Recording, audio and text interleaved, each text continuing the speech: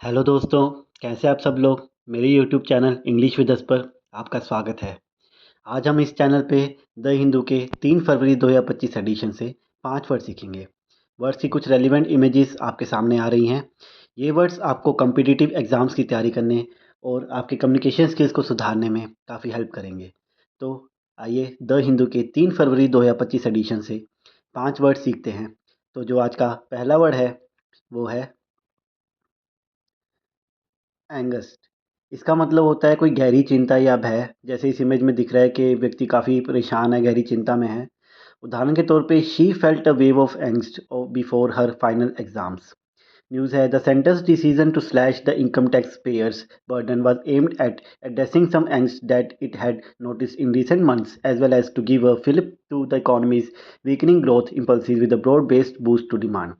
केंद्र ने आयकरदाताओं का बोझ कम करने का निर्णय हाल के महीनों में देखी गई कुछ चिंताओं को दूर करने और अर्थव्यवस्था की कमजोरी को होती विकास प्रवृत्तियों को मांग बचत और निवेश में व्यापक बढ़ावा देकर प्रोत्साहित करने के लिए लिया था। तो आज का दूसरा शब्द है इंसाइट।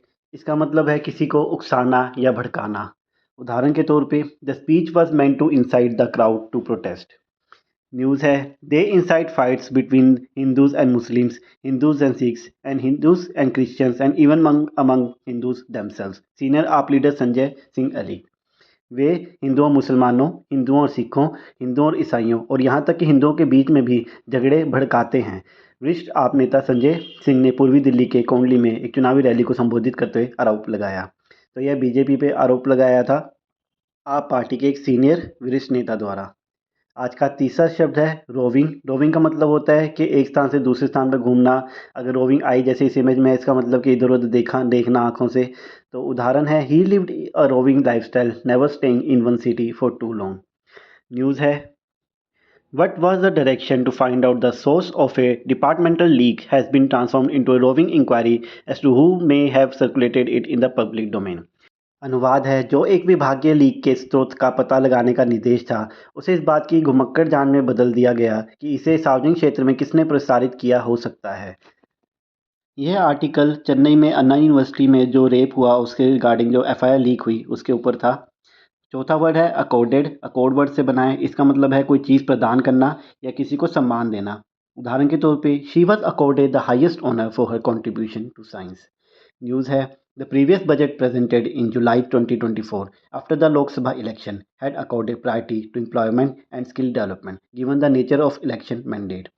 पिछला बजट जो जुलाई 2024 में लोकसभा चुनाव के बाद प्रस्तुत किया गया था ने रोजगार और कौशल विकास को प्राथमिकता प्रदान की थी जो चुनावी जनादेश की प्रकृति को देखते हुए थी। तो यह भी आर्टिकल बजट जो आया है उसके ऊपर था। आज का पांचवा और आखिरी शब्द है डैम्पनिंग। ये डैम्पन वर्ड से बना है। इसका मतलब होता है किसी चीज़ को कमज़ोर करना या किसी का प्रभाव घटाना। जैसे इस इमेज में लड़की के ऊपर कुछ केमिकल लगा के बालों को कमज़ोर किया जा रहा है। उदाहरण के तौर पे the rain is dampening the excitement of the outdoor festival. News है such deep cuts in budgeted capital and welfare expenditures would have a dampening effect on investment and consumption, especially in rural areas। Budget में पूंजी और कल्याणकारी खर्चों में इस तरह की भारी कटौती निवेश और खपत पर विशेष रूप से ग्रामीण क्षेत्रों में एक कमज़ोर प्रभाव डालेगी। That's all for today guys. I hope आज की वीडियो अच्छी लगी हो, वर्ड्स इंटरेस्टिंग लगे हों। बताइएगा वीडियो कैसे लगी, लाइक कीजिएगा, सब्सक्राइब कीजिएगा, दोस्तों के साथ शेयर कीजिएगा। वीडियो को एक दो बार देखिए, नोट्स बनाइए, उनको रिपीट कीजिए। धीरे धीरे ये वर्ड्स आपके डेली कम्युनिकेशन स्किल्स में ऐड होने लग जाएंगे। एग्ज़ाम में भी आएंगे तो आपको ये वर्ड का आइडिया होगा। कल फिर मिलते हैं। Thank you.